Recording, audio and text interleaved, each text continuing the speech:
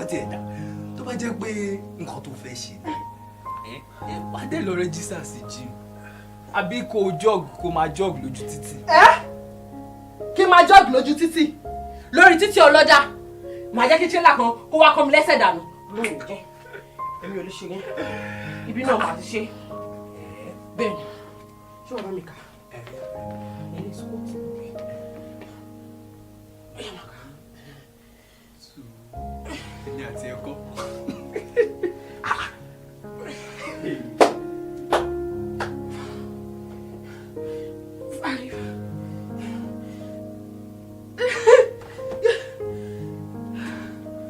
Mr. Ademola. Yes. I cannot thank you enough.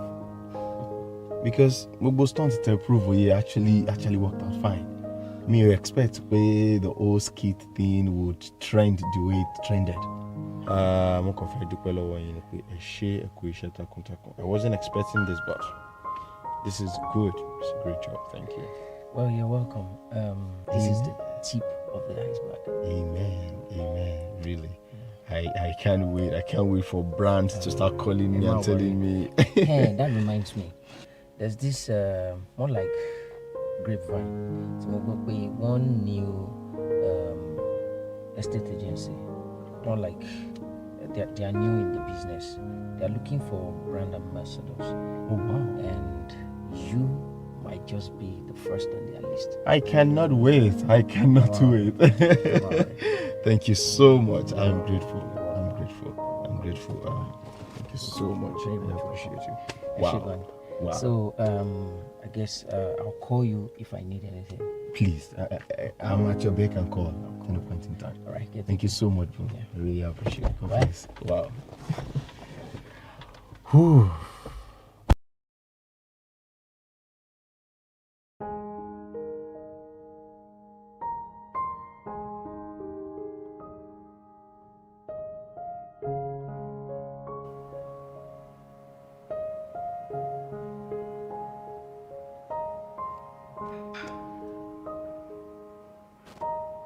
Good morning. My name is Lateef Adedimeji. Okay, how may I help you? I'm calling you regards to a job placement on jobman.com, ma. It is true we did put up a notice of vacancy there, but I'm sorry to disappoint you. That offer is no longer open. But ma, I online, that's why I'm calling. We found someone else. Have a nice day. Hello?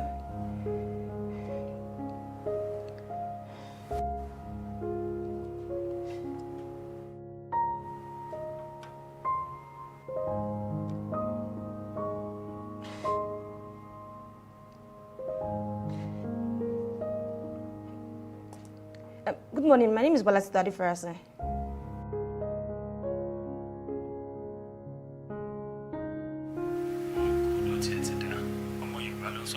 You don't understand. Omo Yoruba ni mi sir. Tó tá bá gbà sí iṣẹ́ wa, a lè jẹ́ kí iṣẹ́ wa máa tẹ̀síwájú. Bẹ́ẹ̀ni sir. Ṣé o ti mail CV sí wa? Bí mo ṣe ṣe náà ni mo ṣe ní kí n pè yín. Okay, yẹn náà dá. Kí ni qualification yẹn gan? Mo ní first degree ní English language at Modibele University. Ilé Awúsá kọ́ nìyẹn. Bẹ́ẹ̀ni. Ìwọ tí ẹ dúró tòsí ara. Mo tún ní second degree ní University of Ibadan. Kí n tó lọ sí OAU láti lọ ṣe masters mi. O tún lọ sífẹ̀? Bẹ́ẹ̀ni mo lọ sífẹ̀. Ó máa kàwé gan nìyẹn o. Bẹ́ẹ̀ni. Ẹ̀yẹn náà dá. Ṣùgbọ́n ṣe iléeṣẹ́ wa máa lè sanwó ẹ báyìí. No, iṣẹ́ gangan ni mo nílò, kì í ṣe nítorí owó ṣe ń pè. Iṣẹ́ yẹn gangan ló wà important. Bí iṣẹ́ ṣe wà important, òun náà lówó wà important. Wọ arábìnrin, iléeṣẹ́ wa ò lówó tó bó ṣe o.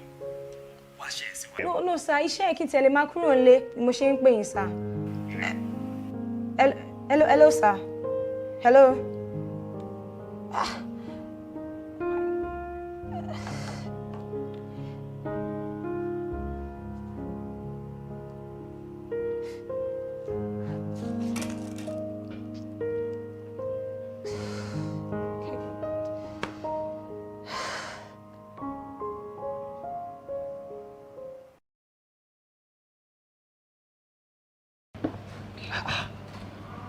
So, gbogbo eléyìí ṣẹlẹ̀.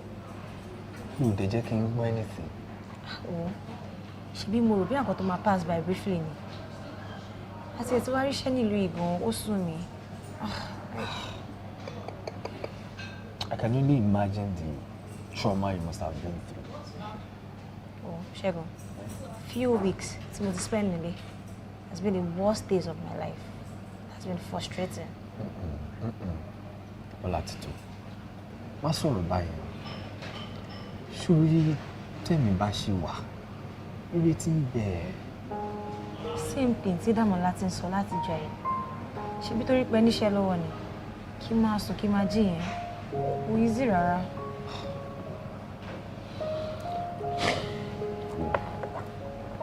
Ọlátító, we love you and we care about you. Ṣórí, tó bá need anything, I mean, nǹkan kí nǹkan tó bá fẹ́, don't hesitate to ask me. I am more than willing to assist you and to walk this road with you. I will, I'll try. Sure. Thank you so much. You're welcome. So, drink up. It's okay. I don't think I want to. Okay. Yeah. Ó tiẹ̀ jẹ́ díẹ̀ kó tiẹ̀ kó mu. Jọ̀wọ́. Ẹ kúlé o.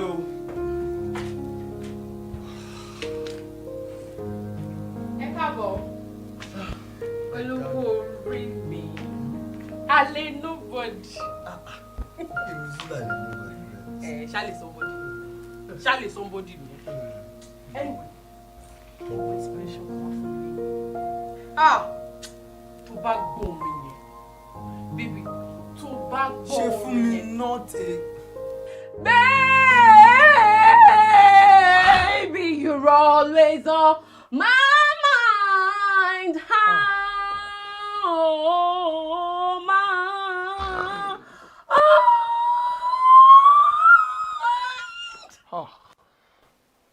Boom, drops mic. I've been playing by pitch and high there. How was it? You like it? Baddest. Thank you. Your favorite talented musician. Okay, absolutely. Thank you, baby. Oh, killing by your mo sọ fún ọ. Ṣé fún mi you murdered the song. Ogun báṣabàṣa. Bó ṣe ń ṣaládà, òun ló ń gún lọ́bẹ.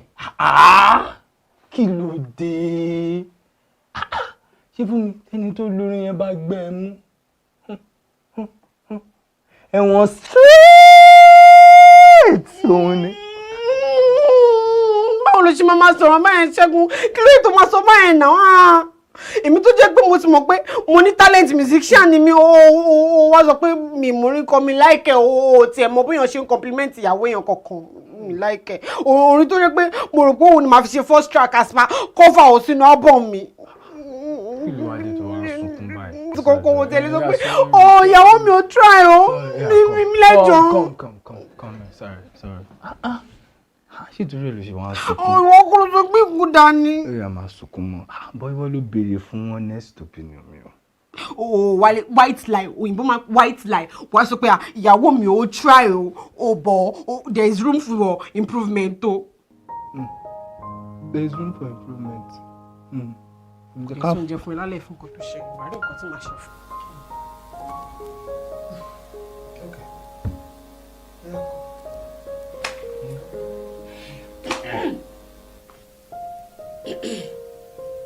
Do re mi fa sol la ti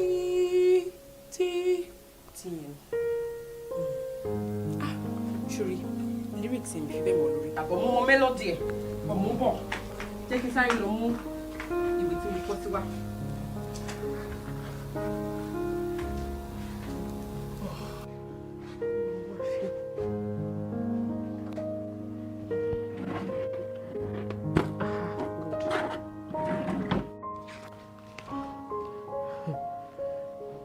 Do re mi fa sol la ti. You stop. Oh, yeah.